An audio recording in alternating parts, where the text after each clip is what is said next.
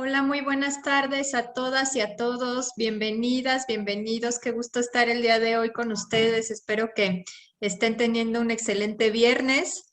Nosotros estamos muy contentos de estar el día de hoy compartiendo con ustedes en esta quinta sesión clínica. Como siempre, pues les agradecemos primero su asistencia, su puntualidad y esperamos que sea una sesión muy provechosa para todas y todos. Por otro lado, también les comentamos pues cuestiones generales sobre la dinámica de la sesión. Es importante que sepan que la sesión está siendo grabada para fines de difusión posterior, que está siendo transmitida en Facebook también, para que tengan pues cuidado con los datos personales que comparten, que nosotros no les vamos a pedir ningún dato y el chat tiene la intención precisamente pues de vertir los comentarios, preguntas y discusiones acerca del caso, entonces para que estén muy pendientes de ello. Sus micrófonos van a estar cerrados durante la exposición de nuestra ponente del día de hoy. Al final, como siempre, vamos a destinar un momento a sus dudas, comentarios, a la discusión del caso y a todo lo que ustedes nos quieran también compartir en retroalimentación al caso que se va a presentar el día de hoy. Muchos saludos a nuestros queridos colegas de Paraguay, de Costa Rica, de Panamá, por supuesto de México, de San Luis, de Oaxaca, de Morelos, de la Ciudad de México. Seguramente me están faltando muchos estados y muchos países, pero bienvenidas y bienvenidos a todos desde España. Muchas gracias, Guillermo, muchas gracias por acompañarnos. Y bueno, vamos a pasar entonces a la presentación del día de hoy. El día de hoy no nos acompaña el doctor José Luis por parte de la CICAT, pero les envía un saludo a todas y a todos. Nuestros aliados de la CICAT siempre están muy pendientes de esta sesión y apoyando. El día de hoy no va a estar presente el doctor José Luis, pero les manda a todos muchos saludos. Y de parte de la Facultad de Psicología de la UNAM, de la doctora Silvia Morales, de nuestra directora, la doctora María Elena Medina Mora, pues también les damos una cordial bienvenida a esta sesión. Y bueno, sin más, vamos a dar paso entonces al caso que nos ocupa el día de hoy. La ponente que lo va a presentar es nuestra colega Adriana Duque. Adriana Duque es egresada del programa de maestría en Psicología de las Adicciones de nuestra facultad, de la Facultad de Psicología de la UNAM. Y como todos los casos que hemos presentado anteriormente, pues se trata de un caso real, de la implementación de una intervención real, una intervención que fue además pues tratada bajo supervisión, también es importante decirlo, al estar incorporada en esta estrategia de formación de recursos humanos del posgrado, pues es una intervención que está supervisada y que ya nos contará Adriana los pormenores de su caso. Entonces, pues sin más, vamos a darle la palabra a nuestra querida Adriana Duque, por favor, para que nos comparta su presentación, nos comparte el caso y al final estaremos realizando la sesión de preguntas, de comentarios y de discusión. Muchas gracias, Adriana, y adelante. Muchas gracias, doctora, y muchas gracias a todos. Estoy muy contenta de estar aquí con ustedes el día de hoy. Entonces, pues voy a comenzar poniendo mi presentación. Bueno, pues el caso que les voy a presentar el día de hoy lleva por título Hombre adulto con uso nocivo de alcohol. Es importante mencionarles que este caso lo trabajé con mi colega y amiga, la licenciada Diana Bustamante Aguilar, quien fungió como coterapeuta en este caso. Entonces, vamos a comenzar con los datos generales de la persona que se atendió. Lleva por iniciales VALPR. Es un masculino de 22 años que se encontraba estudiando la licenciatura y cuando llegó con nosotros se encontraba en una etapa de cambio de determinación, ya que pues nos comentaba que él ya comenzaba a identificar pues consecuencias negativas que le estaba trayendo este consumo y ya estaba iniciando a hacer cosas para dejar de consumir. Bueno, pues pasamos al motivo de consulta. Es importante mencionarles cómo es que llega esta persona con nosotros para que lo podamos atender. Se puso en contacto al Centro de Servicios Psicológicos, doctor Guillermo Dávila, que es el centro que está aquí en la foto. Este es un centro que pertenece a la Facultad de Psicología, en donde se da atención por diferentes problemáticas como depresión, ansiedad y también el consumo de sustancias. Es un centro de formación, entonces se tiene este trabajo de ecoterapia donde las personas, bueno, más bien los estudiantes que tienen más conocimiento van formando y van dándole estrategias a alumnos de un nivel más bajo. Entonces, llega esta persona con nosotras y nos indica que su motivo de consulta es que quiere disminuir su consumo de alcohol. Él en ese momento reportaba que quería reducir este consumo por las consecuencias negativas que ya estaba teniendo, específicamente en las áreas de desempeño académico, en sus relaciones con sus familiares y con sus amigos, y también en la parte de control emocional, ya que pues nos indicaba que se estaba enojando pues con mucha facilidad y que también eso le estaba trayendo consecuencias negativas. En cuanto a la sustancia que consumía, únicamente era alcohol, no consumía otro tipo de sustancias y al llegar a la primera sesión con nosotras, se le hizo una evaluación para poder determinar el nivel de riesgo con el que la persona llega. Para esto utilizamos la prueba de detección de consumo de alcohol, tabaco y sustancias, mejor conocido como ASIST, que arrojó un puntaje de 30 puntos que corresponde a un tratamiento intensivo por consumo de alcohol. También utilizamos la lista cotejable del DSM-5 que arrojó 10 puntos y esto pues corresponde a una dependencia grave. El patrón de consumo que tenía esta persona era de 17 copas estándar por ocasión. Estaba consumiendo 5 días a la semana y nos hacía el comentario de que los únicos días que no consumía era el jueves y el domingo. Las consecuencias asociadas a este consumo son un poco lo que ya les mencionaba, de estos problemas con su familia, problemas también económicos, ya que gastaba pues todo lo que ganaba en su trabajo en el consumo. También estaba teniendo problemas en la escuela, ya que había momentos en que llegaba a entrar a sus clases con consumo y pues esto no le permitía concentrarse en las clases ni atender y por lo mismo no participaba en clases. Y como les mencioné también, estaba teniendo problemas para poder controlar su enojo. Algo que es importante mencionar es este antecedente médico que tiene la persona. Él sufrió diplopia a los 17 años por un tumor cerebral. Se le extirpó este tumor y a consecuencia de esto la persona perdió un ojo y pues fue una situación que sí le causó pues bastante malestar. Ahora, pasamos a la evaluación pre. Dentro de los instrumentos que se utilizaron está la prueba de detección de consumo de alcohol y tabaco y sustancias, que es ASIS, con un puntaje de 30 puntos correspondiente a un tratamiento intensivo. La prueba de indicadores de dependencia del DSM-5 con un puntaje de 10 puntos correspondiente a una dependencia grave. También aplicamos el inventario breve situacional de alcohol, o conocido como ISCA. Este cuestionario lo que busca es identificar bajo qué situaciones es más probable que la persona consuma. Entonces, en los resultados vemos que cuando la persona se enfrenta a emociones negativas hay un 80% de probabilidad de que consuma. Ante consumo social hay un 71.4% de consumo y cuando él intenta probarse a sí mismo que puede controlar su consumo, hay 100% posibilidad de que él va a consumir.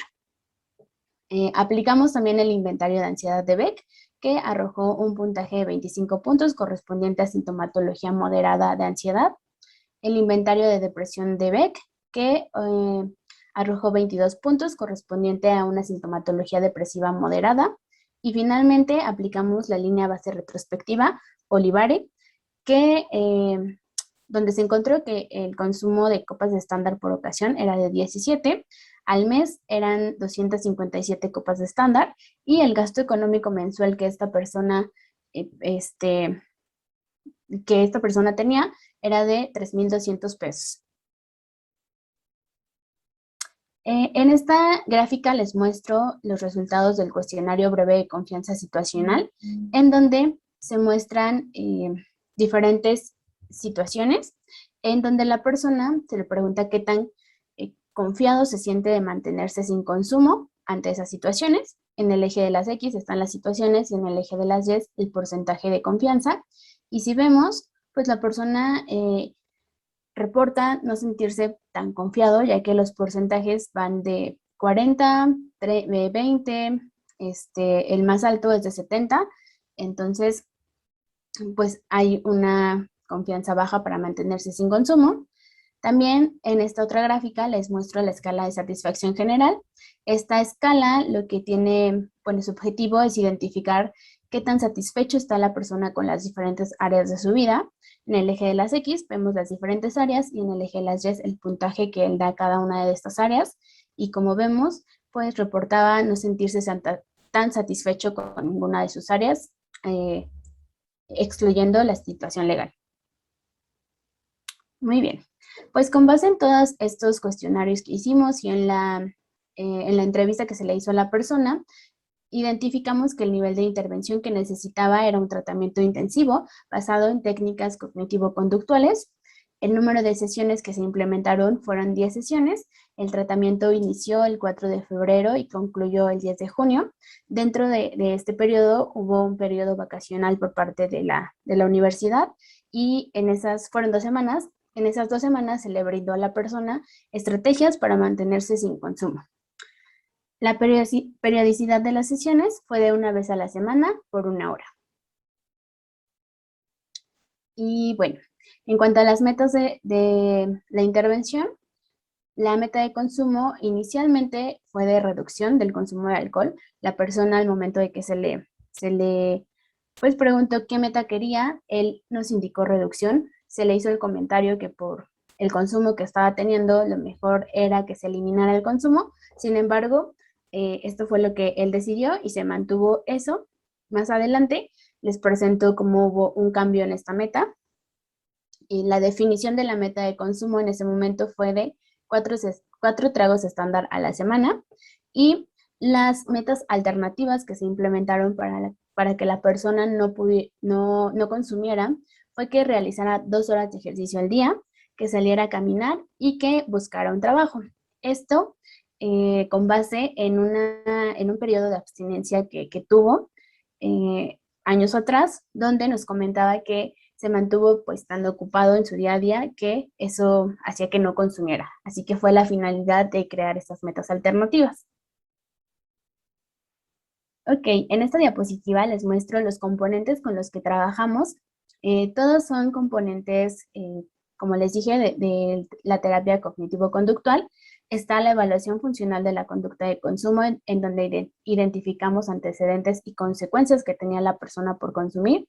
También trabajamos la evaluación funcional de la conducta de no consumo para identificar en qué momentos esta persona no consumía, qué estrategias estaba utilizando y al identificarlas, poder aplicarlas en los días que sí tenía consumo. También trabajamos con conductas alternativas al consumo, ya que la persona nos reportaba que se había quedado ahora sí que sin otras actividades que hacer más que consumir. Entonces, el que él se pudiera dar cuenta de que tenía posibilidad de hacer o retomar lo que le gustaba fue, de hecho, algo muy importante para la intervención que se tuvo con él. Trabajamos también el control de emociones, específicamente tristeza y enojo, que eran las emociones que él reportaba que más le costaba trabajo controlar, expresar y manejar. Entonces, cuando se encontraba teniendo tristeza o enojo, era más probable que consumiera. Así que por eso fue muy importante manejar estas emociones. También trabajamos el tema de metas de vida, que considero fue uno de los componentes más importantes para esta persona. Este componente trata de que la persona identifique qué puede hacer en cada área de su vida para sentirse mejor, para mejorar esa área. Entonces, eso fue lo que se trabajó en ese componente. También trabajamos rehusarse al consumo, ya que la persona nos decía que algo que se le dificultaba mucho era decirle que no a sus amigos o a sus familiares cuando consumía. Y el poder tener estrategias que le permitiera rehusarse o alejarse de esa situación fue muy importante. También trabajamos solución de problemas, habilidades de comunicación para que pudiera pues expresarse mejor y también tener una relación pues más adecuada tanto con sus amigos como con sus familiares. Y finalmente trabajamos la prevención de recaídas, en donde veíamos situaciones de riesgo que la persona pudiera tener que lo llevara a consumir. Ok, dentro del balance decisional, las ventajas del consumo que la persona identificaba era que se le facilitaba relacionarse y que lo relajaba. Dentro de las desventajas estaba que se aislaba de sus amigos, que se sentía más enojado, que gastaba más dinero. Todo esto, pues cuando el consumo ya comenzaba a elevarse y que tenía malestares físicos, además de estos problemas en la escuela por entrar con consumo a sus clases. En las desventajas del cambio que él encontraba, se encontraba el que iba a tener muchas ganas de consumir y que probablemente iba a presentar síntomas de abstinencia. Y en cuanto a las ventajas del cambio, él nos reportó que al no consumir iba a poder ahorrar, iba a mejorar su relación con su familia y que también iba a mejorar sus calificaciones en la escuela. En esta diapositiva les muestro un ejemplo de una situación típica de su análisis funcional de su conducta de consumo. En la conducta tenemos el consumo de alcohol, en donde él consumía 18 tragos estándar por ocasión. Consumía por lo general tequila, ron, cerveza o New Mix, que es una bebida preparada de destilado con refresco. En los antecedentes se encontraba es la persona bebiendo con sus amigos o con sus primos los días viernes. Con estas personas jugaba baraja. Las reuniones solían ser en su casa o en casa de sus amigos que vivían muy cerca y comenzaban alrededor de las 9 de la noche. ¿Qué consecuencias había de este consumo? Al inicio, pues se sentía alegre, se relajaba, podía alejar, podía relajarse, pero ya cuando aumentaba su consumo, iniciaba a alejarse de la gente, se sentía muy enojado y pues ya no era algo que le gustara, además de que gastaba su sueldo de una semana en el consumo de alcohol, que era de 800 a 1,200 pesos. Aquí les muestro una situación que fue muy riesgosa y que también impactó muchísimo en la intervención. Fue un consumo que tuvo la persona que lo llevó a estar inconsciente. Recuerda que consumió 7 tragos estándar, pero después de eso siguió consumiendo y perdió el conocimiento. Sus amigos, estaba consumiendo con sus amigos con quienes se reunía y dentro de las consecuencias estaba que al continuar bebiendo quedó inconsciente y despertó el siguiente día en su cama sin saber cómo había llegado ahí. Sus amigos lo que le platicaron es que se puso muy violento y a raíz de esta situación fue que la persona decidió cambiar su meta de consumo a eliminarlo totalmente. Entonces, a partir de este análisis funcional, se encontró que las situaciones donde la persona estaba en estrés era un factor de riesgo para que lo llevaran a beber. También mencionaba que no lograba organizar sus tareas y que esa situación también lo estresaba y lo llevaba al consumo. Y el sentirse tenso también era una situación de riesgo para consumir. Con base en esta situación, se generaron planes de acción para que la persona se mantuviera sin consumo. El primer plan estuvo enfocado en aplicar tiempo fuera. Se le indicó a la persona que saliera a caminar cuando se sintiera enojado o estresado. Las ventajas que le traía hacer este plan era que lo hacía sentir más relajado y de hecho nos mencionó en algún punto que el simple hecho de sentir el aire en su cara era algo que lo hacía sentirse más tranquilo. Entonces fue un plan que se aplicó con base en eso que nos mencionaba la persona. El segundo plan fue distraer su pensamiento a partir de que escuchara música. Las ventajas que le traía este plan es que dejaba de pensar en que quería consumir y también se relajaba. Finalmente, el tercer plan era resolver ejercicios de matemáticas que tenía esta persona en una cajita. Entonces, sacaba su ejercicio de matemáticas, se ponía a resolverlo y las ventajas que identificábamos era que lograba enfocarse en otra situación que no fuera a pensar en consumir. Sin embargo, las desventajas eran que si no lograba hacer el ejercicio, se sentía frustrado. Entonces, se le indicó que en caso de que pasara esto, de que no pudiera resolver el ejercicio, aplicara el primer o el segundo plan. Bueno, pues aquí les muestro las habilidades entrenadas, cada componente y cada logro que se tuvo de estos componentes. En cuanto al control del enojo y de la tristeza, la persona aprendió a controlar su enojo ante situaciones que lo llevaban al consumo, aprendió a comunicar su tristeza y su enojo de una manera asertiva con sus familiares y eso también influyó mucho en que él pudiera relacionarse mejor con ellos. En el componente de metas de vida, los logros que más destacaron es que se pudo enfocar en la escuela, mejoró su relación con sus compañeros, ya que él decía que no tenía tolerancia a sus compañeros y que al momento en que ellos decían algo que no le parecía, se enojaba y pues eso lo llevaba al consumo, perdón. Así que mejoró esta relación, también pudo empezar a ahorrar dinero, mejoró muchísimo la relación con su familia, comenzó a realizar actividades recreativas como cocinar, también creó un jardín en su casa,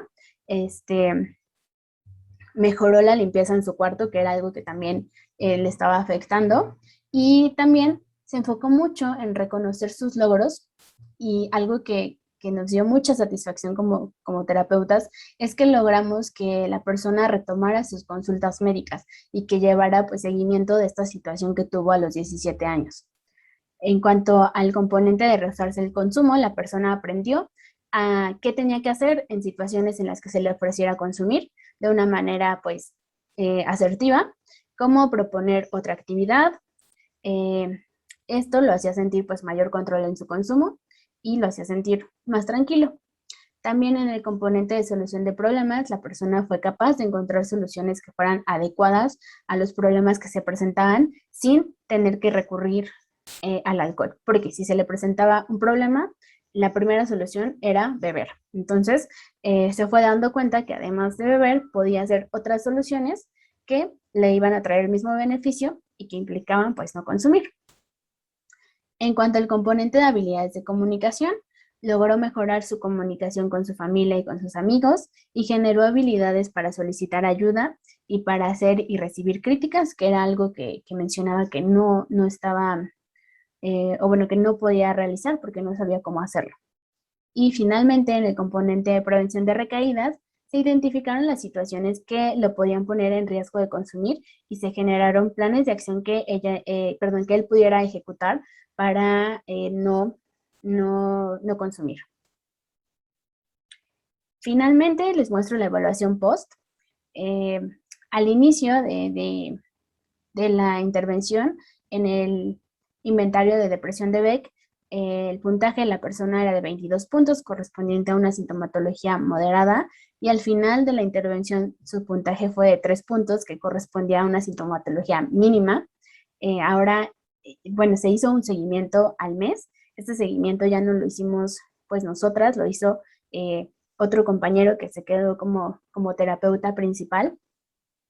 Y reportó la persona 2 puntos en el inventario de depresión de Beck, que corresponde de igual forma a sintomatología mínima.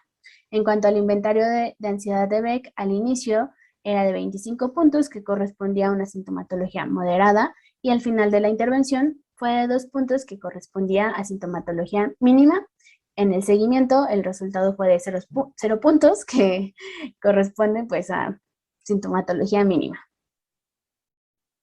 Ahora, en la evaluación post, esta es la escala de satisfacción general que les mencionaba al inicio sobre las diferentes áreas de vida. En la parte izquierda está la gráfica del inicio, que recordemos en el eje de las X están las diferentes áreas de vida y en el eje de las Y los puntajes que obtuvo. Y se ve pues muy bonito el cambio que tuvo esta persona en cuanto a qué tan satisfecho se sentía con las diferentes áreas de su vida. Hubo un aumento pues impresionante en todas las áreas. Y acá les muestro el cuestionario breve de confianza situacional, que recordemos que es un cuestionario para saber qué tan confiado se siente de no beber en diferentes situaciones. En el eje de las X están las situaciones y en el eje de las Y el porcentaje de confianza. Y también se ve pues un aumento en la confianza de esta persona para mantenerse sin consumo en estas diferentes situaciones. Aquí en esta gráfica les muestro cómo fue todo este cambio de los tragos estándar, cómo fue su cambio de consumo. Las semanas están en el eje de las X y en el eje de las Y están los tragos estándar que consumía por semana. Se realizó pues una línea base que fueron las primeras sesiones de evaluación, de entrevista, y la línea azul es la intervención. Ahí en la sexta semana fue esta situación que les comenté que lo puso pues en riesgo y que fue el detonante para que él dijera, ya no quiero consumir nada. Y vemos cómo hubo una disminución del consumo y que desde la semana 10 hasta la semana 14 la persona se mantuvo sin consumo. Y bueno, al restablecer la meta, como les comentaba, la persona indicó que quería dejar de consumir. A esto se refería con mantenerse sin consumo. En las metas alternativas que tenía para lograr esto, era cocinar con su hermana y con su mamá, mejorar su jardín y acudir a sus consultas médicas. Y ya por último, les muestro el seguimiento, que como les comentaba, no lo realicemos nosotros, lo realizó nuestro compañero. En la frecuencia y la cantidad de consumo entre la última sesión y el seguimiento, la persona reportó que bebió 2 cervezas de latas en 2 meses, es decir, una lata por mes. No identificaba nuevas situaciones de riesgo. Y en cuanto a los síntomas y a las consecuencias que se asociaban al cambio de conducta de consumo, la persona reportó que mejoró la relación con su familia y que se enfocó muchísimo en mejorar su jardín. En cuanto a su valoración de su estado de salud, mencionaba que se sentía muy feliz y a gusto con lo que estaba logrando. Al valorar qué problemáticas había, la persona identificó que le faltaba seguir trabajando en el tema de la escuela, pero que estaba enfocado en resolverlo. Y finalmente, en esa sesión de seguimiento, las habilidades que se entrenaron fueron habilidades de comunicación y de solución de problemas para reforzar pues todo lo que se había trabajado previamente. Y bueno, pues eso es todo por mi parte. Espero sus preguntas y espero que les haya gustado mucho el caso. Muchas gracias. Muchísimas gracias, Adriana. Muchas gracias por la presentación y bueno, como es costumbre en nuestras sesiones y en la dinámica que siempre seguimos, les invitamos a hacer sus preguntas a través del chat o bien si lo prefieren también de viva voz, si levantan su mano, ya veo por ahí alguna mano levantada, para darles la palabra, habilitarles el micrófono y que podamos compartir pues los comentarios, dudas, reflexiones que nos ha generado este caso que nos ha presentado nuestra colega Adriana Duque. Muchas gracias, Adriana, y pues si les parece bien, vamos a iniciar. Voy a ir alternando entre las preguntas que están en el chat y las personas que están levantando la mano, entonces como prefieran hacer sus comentarios, ya sea en el chat o de viva voz. Y vamos a empezar, Adriana, con la primera pregunta de nuestro compañero Ariel Alberto Jara, que nos pregunta cuáles fueron las técnicas más utilizadas. Me imagino que se refiere quizá a los componentes y las técnicas que dieron tal vez mejores resultados con esta persona atendida. Ok. Bueno, las técnicas que nosotras vimos que dieron más resultados fueron las técnicas conductuales, ya que el que pudiera controlar lo que había, por ejemplo, en su cuarto, que estuviera limpio, que, por ejemplo, estrategias para que gastara su dinero en otras cosas que no fuera a consumir. Todo eso pues ayudó muchísimo a que la persona se mantuviera sin consumo. Como les decía, el componente de metas de vida fue un componente bien importante en la intervención porque generábamos metas semanales. Entonces, eran metas que creaba el paciente y que generábamos también las estrategias que él pudiera tener para lograr esas metas. Así que cuando él veía que lograba las metas, se sentía pues más motivado a generar este cambio de mantenerse sin consumo y veía que podía pues invertir su tiempo en otras actividades que le generaban placer, que le generaban bienestar. Entonces, no sé si respondí la pregunta, pero en general fueron las técnicas conductuales las que más ayudaron y esta parte de metas de vida fue también muy importante. Todos los componentes fueron importantes en la intervención, pero si me preguntan, yo me quedaría con este metas de vida. Muchas gracias, Adriana, por tu respuesta. Seguimos con una pregunta de José de Jesús López. Nos pregunta Adriana si hubo momentos de la intervención con la familia o con las personas con las que convive en casa esta persona. No tuvimos intervención directa con sus familiares, pero sí entrenamos pues varios componentes que implicaban que la persona se relacionara mejor con su familia. Dentro de ellos estaba la parte de control del enojo, habilidades de comunicación, que la persona pudiera expresar a su mamá, por ejemplo, alguna situación que le hubiera hecho enojar, que iniciara conversación con su familia. Entonces, no fue directa la intervención con sus familiares, pero todo lo que veíamos en sesión sí implicaba que la persona se acercara y que mejorara su relación con su familia. Muy bien, muchas gracias, Adriana. Le vamos a dar la palabra ahora a Mario Alberto Chávez. Adelante, Mario Alberto, ya puedes abrir tu micrófono. Ok, buenas tardes. Entiendo que los grupos con los que consumía alcohol, este paciente, principalmente eran sus primos y sus vecinos.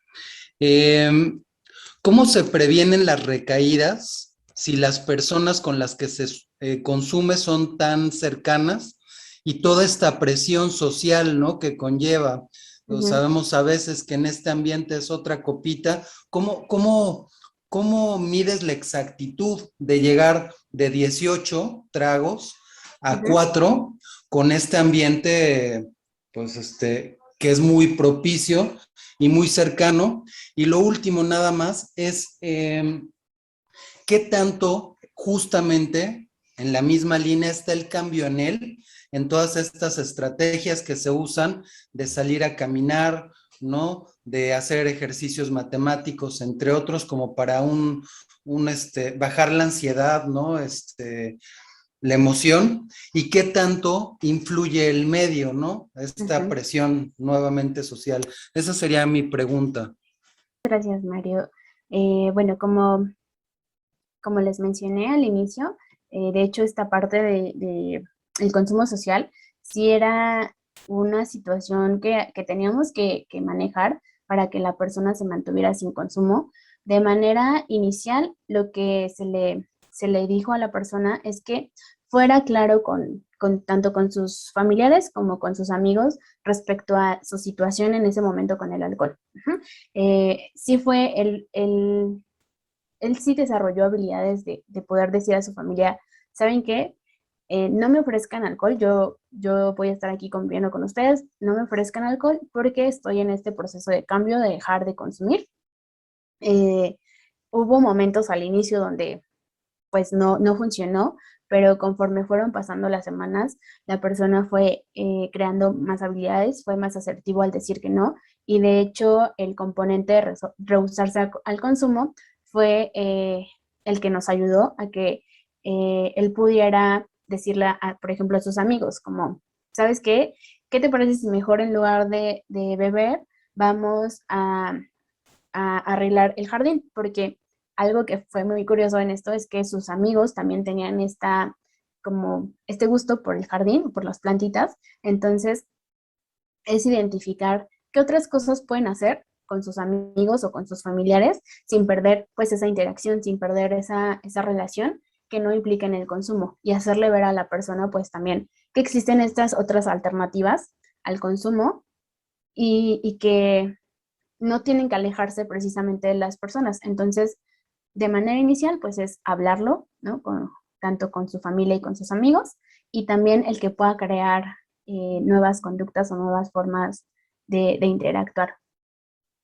Muchas gracias, Adriana. Gracias, Mario, por la pregunta. Vamos a alternar entre las preguntas que vienen en el chat y los comentarios que nos están, y los compañeros que nos están pidiendo la palabra. Adriana nos pregunta, Norma Angélica Fuentes, además del cálculo de operaciones matemáticas, que fue una estrategia que planteó en su plan de acción, ¿cuáles fueron otras técnicas que utilizó para afrontar el enojo? Para afrontar el enojo estaba esta parte de controlar su pensamiento, bueno, más bien de distraer su pensamiento al escuchar música. De hecho, también nos decía que si se ponía a escuchar música era más fácil que hiciera los deberes en su casa. Entonces, fue uno que ayudó mucho el que pudiera distraer su pensamiento con música y el salir a caminar. También el hacer ejercicio, o sea, él entró a hacer ejercicio a un gimnasio y eso también ayudó muchísimo a que se distrajera, que pudiera controlar su enojo. También que expresara cómo se sentía en las situaciones que lo enojaban, sin llegar al consumo, fue pues primordial para que la persona aprendiera de qué forma se podía expresar y controlar el enojo sin llegar a consumir. Muchas gracias, Adriana. Yo creo que la persona fue identificando poco a poco aquellas estrategias que le iban siendo útiles dependiendo del momento, dependiendo del contexto, y esto es algo también muy importante que se trabaja dentro de este tipo de intervenciones, ¿no? Ese análisis funcional de cada situación de riesgo de la persona, de cada situación de consumo, de cada situación también que le implica disparadores, como puede ser el enojo, y qué estrategias entonces se van a generar en función de esos contextos particulares, ¿no?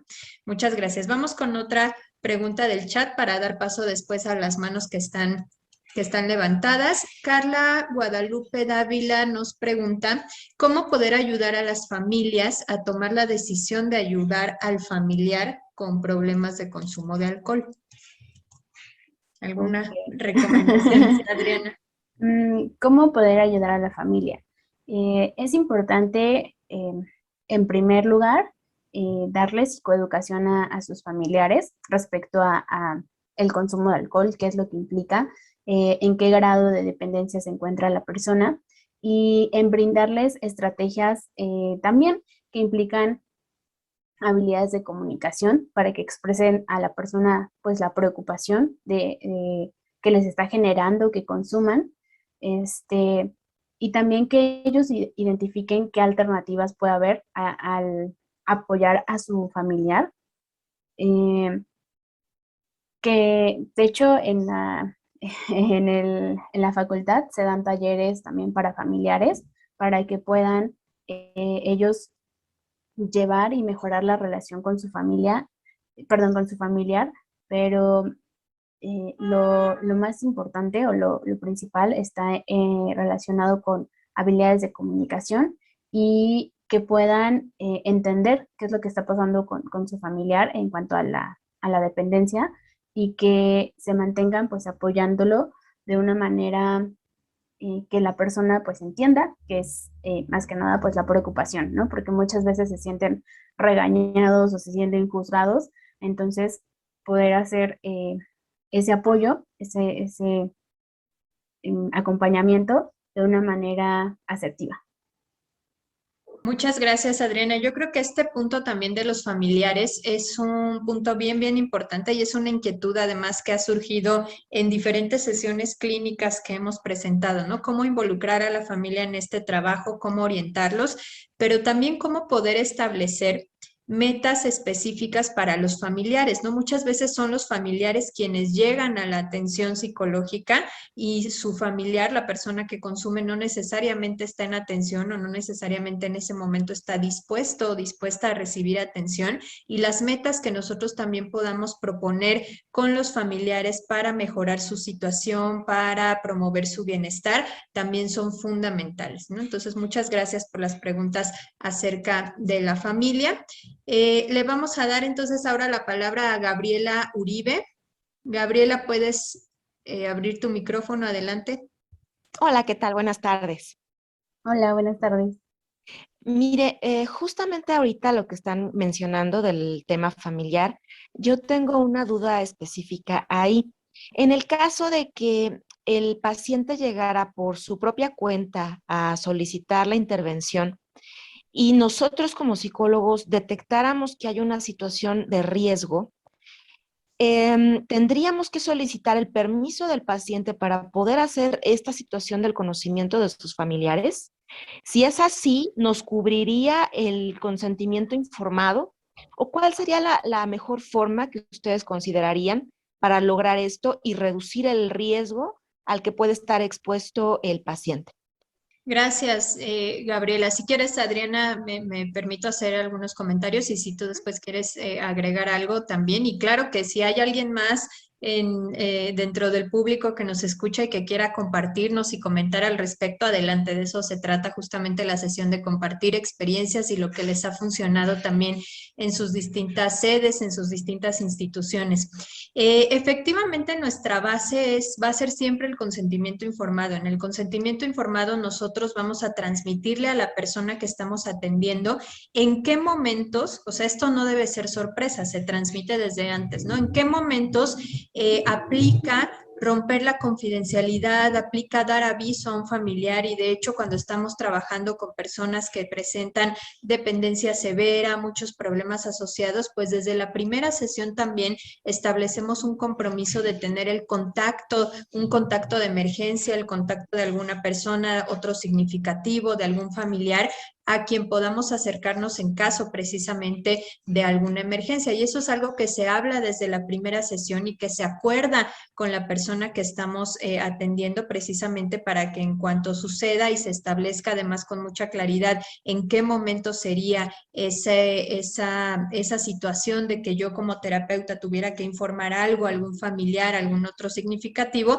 pues quedara claro para la persona que estamos atendiendo. Y generalmente estamos hablando de aquellas situaciones donde la vida de la persona está corriendo riesgo, ¿no? Donde es una situación crítica, es una situación donde podemos tener indicadores de que se puede atentar contra la vida de la propia persona o de alguien más y en ese momento podemos hacer alguna intervención para notificar al familiar y demás, pero sí siempre previo consentimiento informado y siempre con el acuerdo de la persona que estamos atendiendo, por supuesto en función de todo lo que le informamos desde el inicio, ¿no?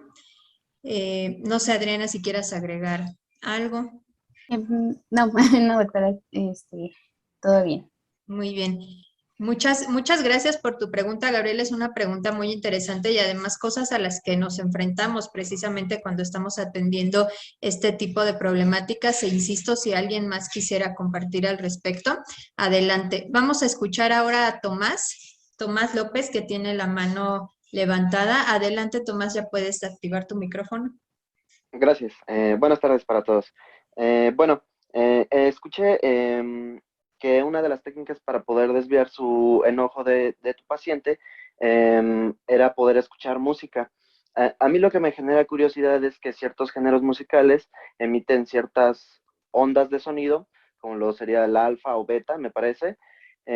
Y pues bueno, en algún curso impartido por la maestra María Elena Medina, nos comentó que la salsa, el género de la salsa, era bueno para al menos manejar la tristeza. No nos explicó como tal el por qué. Y pues bueno, aquí a mí lo que me interesa es cómo puede relacionarse, al menos en nuestros órganos receptivos de audición, y qué tipo de música se necesitó para que él pudiera desviar o bueno, para controlar su enojo y todas sus conductas. Eso me parecería interesante. Gracias. Muchas gracias, Tomás. Digo, esto que mencionas es muy interesante. Y justo la persona con la que trabajamos tenía, lo que le gustaba era la música metal y también le gustaban las cumbias y la salsa. Entonces, eh, nos decía que creo que también por eso le ayudaba a hacer los deberes en su casa, porque era lo que escuchaba, ya fuera metal o salsa o cumbia, era la música que esta persona escuchó. Sin embargo, pues cada persona va a ser diferente. Entonces, también dependiendo de los gustos musicales de cada persona, va a haber esta distracción del pensamiento. Algo que también es importante, pues es recordar estas asociaciones que se crean a veces, ¿no? Eh, por ejemplo, asociación de una canción con algún momento en donde estabas consumiendo, pues quizá evitar ese tipo de canciones y enfocarse en música que sea más, que no tenga, por ejemplo, letra o que sea eh, pues específica para cada persona, como mencionó, va a ser diferente el tipo de música que cada persona va a necesitar. Entonces, pues sería eso. La verdad desconozco como más respecto a cómo influye cada tipo de música en cada persona, pero al menos con esta persona sí fue la salsa y el metal. Muchas gracias, Adriana. Yo nada más para completar y agradecer también a Tomás por tan interesante comentario. Creo que precisamente para eso son estas sesiones, para que aprendamos quizá de temas de los que no somos tan expertos, y nos deja también pendientes y tareas para programar sesiones académicas quizá específicas sobre estos temas tan interesantes, y podemos invitar a expertos en esos temas, sobre todo de esta asociación de la música con ciertos estímulos, que nos puedan compartir más al respecto. Yo solamente agregaría a la respuesta de Adriana y a los comentarios que han hecho, que es muy importante cuando se eligen este tipo de estrategias, como bien decía Adriana, precisamente identificar las posibles asociaciones de cierta música o de ciertas canciones con el consumo de sustancias, porque muchas veces la propia música podría funcionar como un disparador para el consumo de sustancias, al estar asociado a situaciones donde la persona generalmente está consumiendo. Entonces es muy importante verificar que eso no esté ocurriendo en los planes de acción de la persona cuando está proponiendo el uso de la música como un mecanismo de distracción, que esa música que se esté asociando también le genere sensaciones agradables, estados de bienestar, y verificar simplemente que no está asociado con el consumo y que no está asociado a emociones negativas o a situaciones desagradables, ¿no? Eso no solamente con la música, sino en cada estrategia que la persona propone para sus planes de acción, es importante verificar qué otras asociaciones están jugando ahí con ese estímulo, que en este caso puede ser la música, ¿no? Muchas gracias por sus comentarios. Pasamos a otra pregunta. Es una pregunta, de hecho, que han hecho ya varias personas. La voy a tratar de resumir. Yadira García, Almadelia Ambris, Adriana, nos preguntan sobre la prevención de recaídas. ¿Qué estrategias se implementaron para la prevención de recaídas y qué podemos sugerirles o recomendarles precisamente cuando una persona ya ha terminado la intervención para evitar que tenga una recaída? Bueno, pues en esta parte de prevenir las recaídas, es importante, en primer lugar, identificar cuáles pueden ser esas situaciones de riesgo que lleven a la persona a volver a consumir. Eh, es trabajar todo, así, todo lo que pueda llevar al consumo a la persona, identificarlo y crear planes de acción de qué hacer en esas situaciones. Es trabajar pues muchísimo con ensayos conductuales con la persona de cómo hacerlo, o sea, cómo, por ejemplo, decirle que no a su amigo si lo invita a consumir, este, y ensayar con esa persona, ¿no? Bueno, pues tú vas a ser tu amigo y yo voy a ser tú, vamos a actuarlo, ¿no? Vamos a hacer el ensayo. Entonces, al identificar todo eso que se pueda presentar, pues la persona se va con muchas herramientas que utiliza en estas situaciones y no se queda en blanco en caso de que lleguen a pasar. Entonces es como darle todo, bueno, más bien que él pueda identificar soluciones y que vaya con planes para todas las cosas que se puedan presentar. Así que lo dejaría en identificar situaciones de riesgo y generar planes de acción y trabajarlo con ensayos conductuales.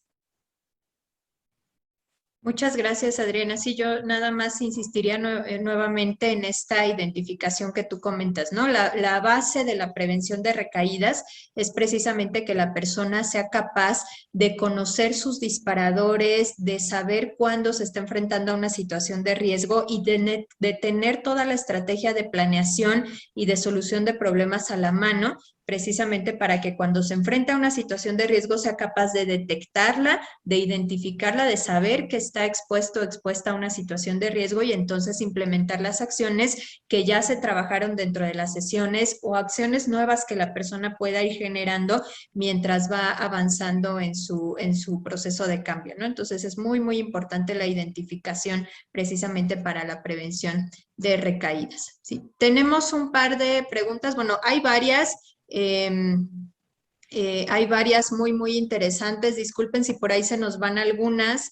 Evidentemente por el tiempo, por la dinámica, quizá no podamos abordar todas, pero trataremos de hacerlo en en la medida de lo posible. Vamos a pasar con otras que nos están expresando también en el chat. Adriana Carla Vanessa Mesa nos pregunta ¿en cuánto tiempo se dio el alta y si varía por persona? Por ahí también había otra pregunta de más o menos cuánto dura la intervención. Ok. El alta se dio cuando finalizamos, pues, de ver todos los componentes, pero aquí lo importante es identificar si se está cumpliendo esta meta que se está estableciendo al inicio de la intervención.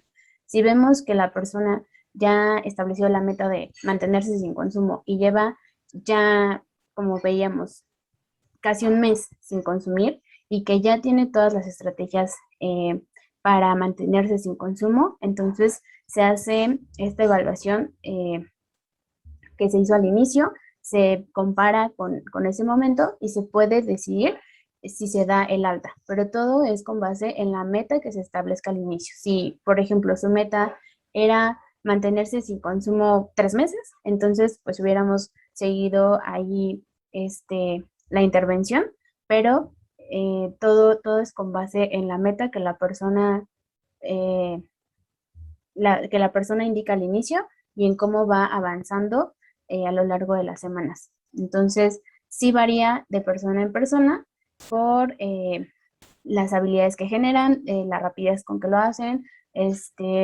y la meta que se establece. Muchas gracias, Adriana. Yo también ahí nada más agregaría la modalidad que les está presentando Adriana en los casos y en general la que hemos presentado en sesiones anteriores, se trata de un abordaje a partir de intervenciones breves, ¿no? Esto quiere decir que están acotadas en un tiempo porque están muy, muy orientadas a objetivos particulares, a metas muy claras, como ya lo precisaba Adriana. Entonces, generalmente las intervenciones breves suelen durar entre 8, 12 sesiones, como bien dice Adriana, dependiendo del avance de la persona, dependiendo del logro de las metas.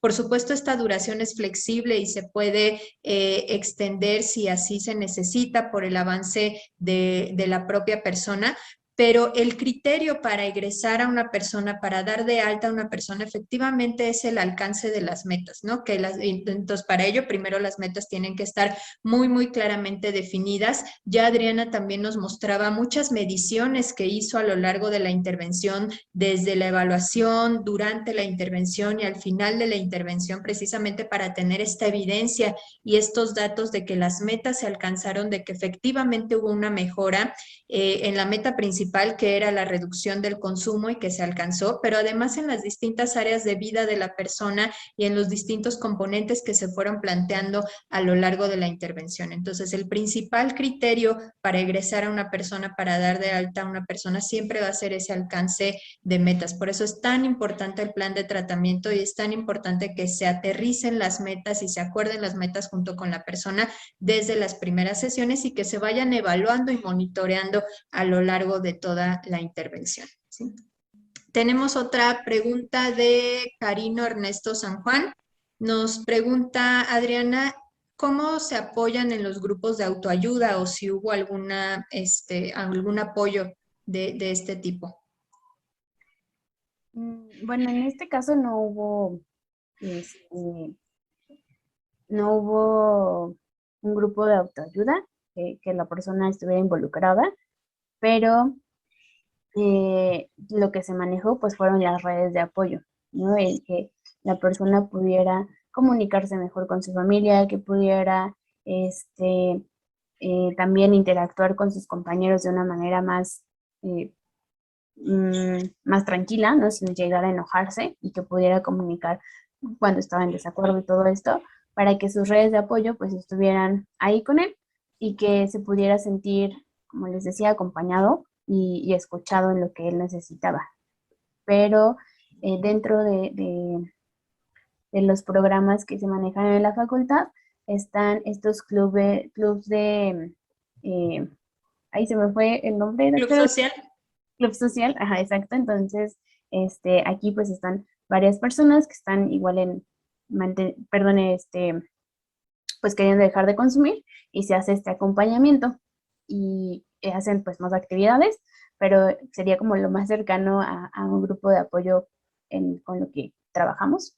Sí, gracias, Adriana. Y la pregunta de Karina es muy, muy pertinente y muy interesante también, porque efectivamente este tipo de intervenciones no se limitan o más bien no limitan a la persona a utilizar los recursos que tenga a su alcance para su mejoría, ¿no? Entonces, por supuesto que hay personas que combinan este tipo de intervenciones con grupos de ayuda mutua, grupos de autoayuda, y es completamente válido, ¿no? Incorporar esos recursos que la persona tiene en su comunidad, los recursos que ha detectado que funcionan y demás, con el acompañamiento de un profesional de la salud que lleva el caso y que puede orientar también todo ese tipo de apoyo en la mejora de la situación de la persona, ¿no? Entonces es completamente válido incorporarlos. Dos preguntas más ya para cerrar, ya estamos en el cierre de esta sesión. Les agradecemos mucho sus preguntas, su interés. Gracias también por ahí, Nuria, que nos estás compartiendo información de musicoterapia. Muchas gracias. La idea precisamente es que estas sesiones también generen esas redes de profesionales en las que podamos ir compartiendo de nuestra experiencia, de las cosas que nosotros sabemos y que podemos compartir con los demás. Muchas gracias, Nuria, y al resto de los compañeros y compañeras que están comentando y compartiendo su información. Sandra Elizabeth Flores nos pregunta, ¿cómo afectó el confinamiento al paciente en recuperación? O toda esta situación del COVID, también por ahí había varias preguntas al respecto sobre este contexto. Okay. Muchas gracias por la pregunta. Bueno, la persona sí reportó, por ejemplo, que el hecho de que estaba en casa, pues hacía que estuviera solo en su cuarto y que no pudiera, pues, hacer más actividades con sus amigos que tampoco implicaran el consumo. Entonces, impactó en esta forma, que al sentirse, pues, solo, que no podía hacer más actividades, lo que recurría pues era consumir. Entonces, también fue una de las razones que nos reportaba al inicio, que por la cual buscó ayuda por esta parte del confinamiento, pero básicamente era que lo afectó en el sentido de que no podía hacer más actividades, y que al no poder hacer más actividades se quedaba solo en su cuarto y eso lo llevaba a consumir. Uh-huh. Uh-huh. Muy bien, Adrián. Es importante identificar este tipo de afectaciones y cómo, por ejemplo, situaciones como la pandemia, como el confinamiento, pueden limitar ciertas actividades, y eso representa un reto también para nosotros como terapeutas y para las personas en atención, de generar pues planes alternativos y conductas alternativas en casa, de manera segura, etcétera, ¿no? Entonces, definitivamente la pandemia también nos ha representado para este tipo de intervenciones pues un reto muy grande, ¿no? Vamos con la última pregunta. Adriana, es una pregunta que también ha sido recurrente en otras sesiones y que es muy, muy importante, de Kenia Arriaga. Nos pregunta, si ustedes recomendarían, a la par del tratamiento psicológico, también el tratamiento farmacológico en conjunto con otro especialista, o hasta qué punto se podría pasar de terapia psicológica a terapia farmacológica. Lo pregunto porque soy representante médico y ahí se oye mucho de ansiedad, por ejemplo, causada por abstinencia y de cómo tratar primero la terapia psicológica, después tratamiento farmacológico. Creo que es una pregunta muy importante, cómo vincularnos con otros profesionales de la salud y en qué momentos sería pertinente un tratamiento farmacológico. Bueno, de manera inicial, cuando las personas llegan con nosotros, pues se hace toda esta evaluación sobre cómo se encuentra, ¿no? Recordando los puntajes de la persona con la que trabajamos, él se encontraba en sintomatología de ansiedad y de depresión moderada. Son puntajes que estuvimos monitoreando para ver cómo cambiaban.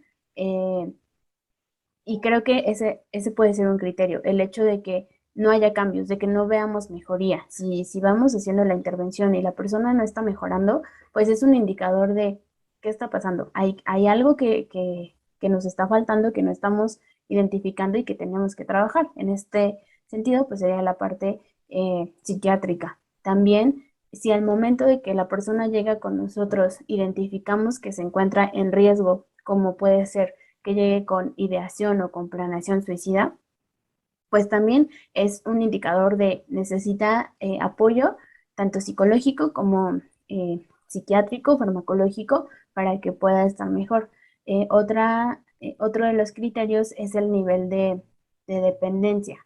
Cuando llegan, pues ya con una dependencia muy severa que no los deja hacer otras actividades pues sí, que básicamente el consumo es lo único que realizan, es importante pues referirlos también al toxicológico para que hagan, hagan todo pues el trabajo de mantenerlos sin consumo y una vez que ya están, digamos, desintoxicados, pues poder pasarlos con el área de psiquiatría y llevar a la par el tratamiento pues psicológico.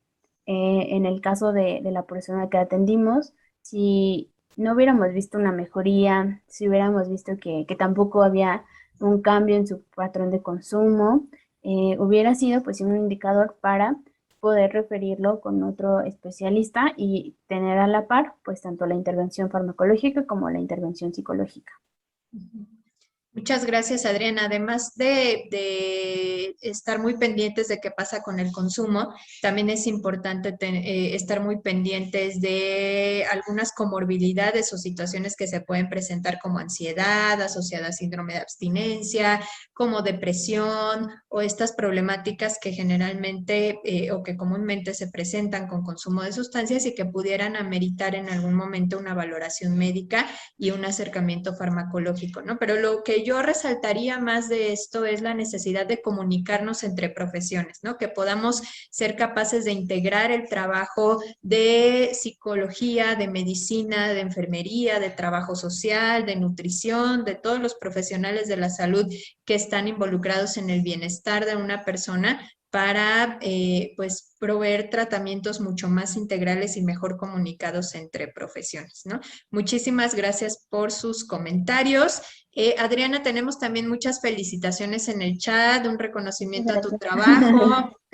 Por ahí nos comentan también que es evidente que te sientes orgullosa de tu caso y eso también es muy, muy importante compartir cuando los casos salen bien, llegan a buen término, logran sus metas, pues por supuesto que es un esfuerzo muy grande de la persona atendida, pero también de los terapeutas que están detrás de esa atención. Entonces, muchas felicidades, Adriana, por este logro.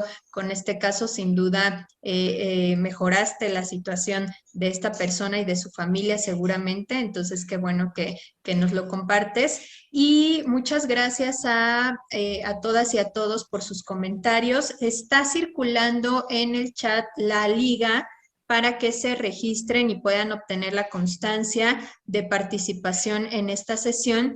Y si el equipo me apoya, por favor, a compartir en la pantalla el banner de nuestra siguiente sesión. No queremos cerrar esta sesión sin invitarlos a nuestra sesión académica, nuestra siguiente sesión académica, que será el próximo jueves 30 de septiembre, igual a las 5 de la tarde, hora Ciudad de México. Y en esta ocasión nos acompañará la doctora María Elena Medina Mora, directora de nuestra facultad y una reconocida investigadora en el campo, con el tema La brecha de atención para trastornos por uso de sustancias, Hispanoamérica en el contexto internacional. Entonces, para que por favor estén muy pendientes también de esa sesión, déjenme compartirlo. Ahí está la información para que estén muy pendientes de esa sesión que va a ser el próximo jueves. Las esperamos a todas con esta sesión tan interesante. Va a ser una sesión académica, pero ustedes saben que seguimos la misma dinámica que en nuestras sesiones clínicas. Invitamos a los ponentes a compartir su experiencia, a compartir el tema, pero al final siempre dejamos una parte importante de la sesión para comentarios, para dudas, para que podamos tener contacto directo con los expertos que nos están presentando estos temas tan interesantes. Entonces los invitamos a registrarse si es que no lo han hecho ya y a que nos acompañen el próximo jueves 30 de septiembre a las 5 de la tarde. Y bueno, pues sin más, entonces con esto pues daríamos cierre a esta sesión nuevamente por parte de la Facultad de Psicología de la UNAM y de la CICAD-OEA, agradecerles a todas y a todos su participación. Muchísimas gracias, Adriana, por compartirnos este trabajo tan maravilloso, este caso, y muchísimas gracias a todos y a todas por sus comentarios, por su participación, por su asistencia. Esperamos verlos el próximo jueves en nuestra sesión académica y el próximo mes ya les estaremos también compartiendo la información de la siguiente sesión clínica, ¿sí? Entonces, pues sin más, les deseamos un excelente fin de semana. Cuídense mucho, un abrazo. Hasta luego. Muchas gracias, doctora. Muchas gracias a todos. Hasta luego. Hasta luego.